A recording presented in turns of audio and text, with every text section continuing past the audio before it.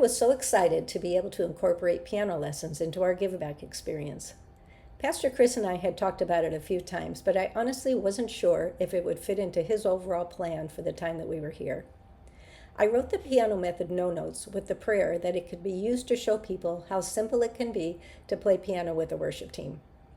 I've been able to use it to teach some people at home from all 3 campuses. I have seen that it will work with a small amount of dedicated practice. What I hadn't anticipated is how well it was going to work with the folks at Aroma. Pastor Chris publicized a piano seminar where I explained the way that I planned to teach them piano. Then if they wanted to sign up for lessons, they could. I now have 7 students that I'm teaching. 5 of those were from this seminar. In Taiwan, most people have a very limited exposure to piano in their elementary schooling. With that being said, most of them knew the letter names of the keys on the piano and could play a very simple hands-together melodies by reading musical notation. What they were missing was the understanding of how chords were constructed and how they work with worship music lyrics. In other words, they couldn't play without notes, which was my dilemma early on in my piano journey. No Notes is working great with them as they realize how simple it is to understand common chord progressions for the purpose of worship. I'm even teaching 2 of the pastor's kids. I believe they'll all be ready to play with the Aroma worship team very soon.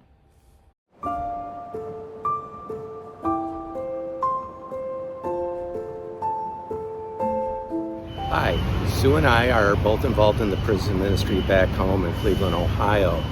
When we came here, I asked Pastor Chris if there was a possibility for me to get involved in the prison ministry here in Taiwan. And he connected me with Pastor Peter, who heads up the prison ministry here at Taiwan Prison in Taipei, Taiwan. It's the only prison in Taiwan. There are various smaller jail facilities that house inmates for smaller sentences, but Taiwan is the only prison where inmates will be serving anywhere between a year to life sentences. There is a TPU unit, solitary confinement, like Lorraine has, but not on site. It's actually at a smaller island outside the main island of Taiwan. And there's only 2 ways of coming back, either in a body bag or fulfilling your sentence, but people rarely come back without any medical or mental complications. The services are held once every 2 months. There are 5 churches involved, and the services are in English, Thai, and Mandarin. So when there's a worship or a sermon, it's translated into 3 languages. As we enter the prison, we notice the beautifully manicured gardens. There's sculptures. There was a big statue of Buddha and even a replica of the Statue of Liberty and a basketball court. But after talking to one particular inmate from Canada, his name is Frank, and he said it's okay to use his name. That was basically for our enjoyment. We really wanted to talk about the hot dog served at Cleveland Stadium.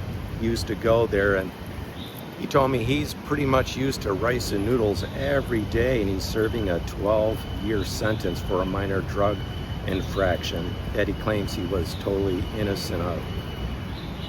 Talking to Frank, he was basically there just to get out of work in the factory, but he was open to prayer and reading his Bible, and so we left on good terms, knowing his situation, praying for him. He asked for people back home to pray for him and his daughter back home, Valentina, in Toronto, who he misses dearly, and he just asked for our prayers.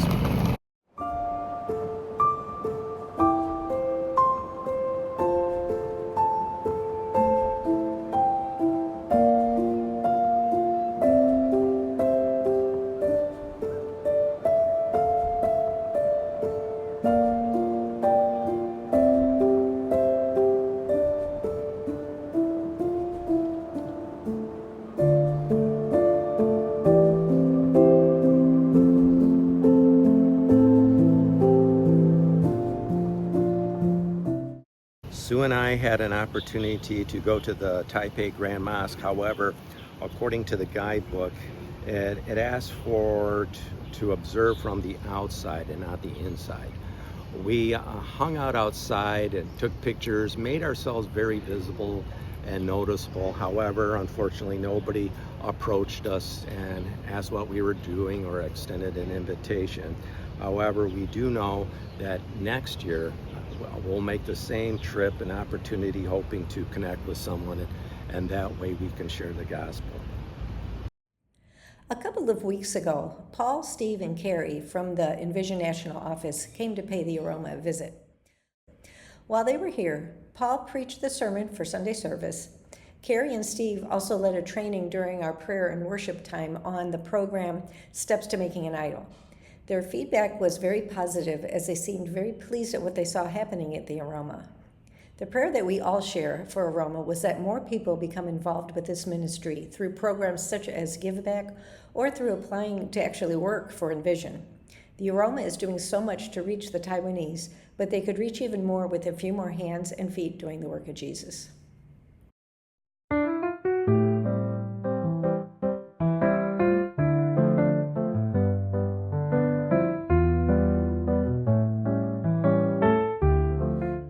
Had an opportunity to lead our first Easy Talk this week. Easy Talk is run just like Coffee Talk, only it's geared toward those who have more limited English skills. Our topic was on travel, and we called it Travel Talk. We first had the students discuss places they had been or that they would like to go. Then we gave a short presentation on a few of the places we have been. We explained how we enjoy doing missions over vacations because we get to know the people and the culture when we do missions. We have also found that we feel so much more blessed when we serve instead of when we're being served.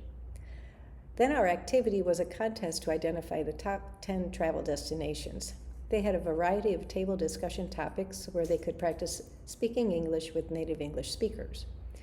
The attendees seemed to enjoy the evening. We also ran into our friends from the Palentine's party, Jerry and Chelsea. We're having dinner with them this weekend, and we hope to get to know them better through some meaningful conversation.